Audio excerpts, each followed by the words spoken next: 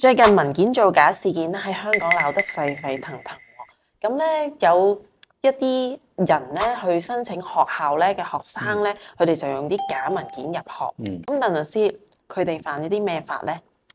第一項咧就係叫做虛假陳述罪啦，即係同香港政府或者係相關機構嘅職員咧講大話。例如入境處喺2023年咧就破獲咗一宗咧外籍傭工簽證嘅時候咧用假文件嘅案件，咁一經定罪咧判14年㗎。好嚴重喎。係啊，第二項咧就係啲虛假文書罪啦，包括咗編造、使用同埋管有呢啲文件，都係構成犯罪㗎。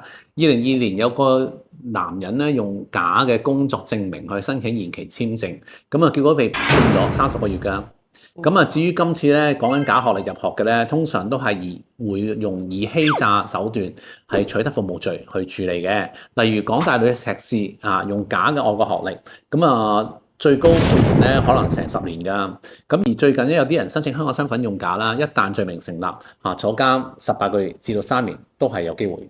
哇！咁如果有啲人知道自己涉嫌犯罪，或者已經俾人拉咗，咁應該點做咧？咁樣第一時間梗係揾律師啦。你有權喺律師陪同之下咧，先至錄口供嘅。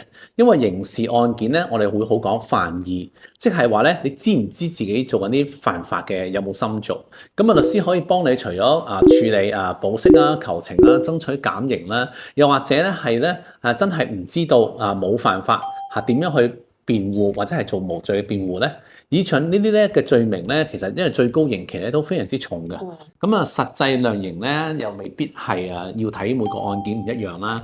所以我哋平時辦嘅時候咧甚至乎客人咧保釋金由1萬蚊去到好幾十萬都有嘅。呢啲法庭而家嘅法庭咧，亦都有啲傾向咧，可能就係話會比較嚴格一啲咁大家真係要留意一下。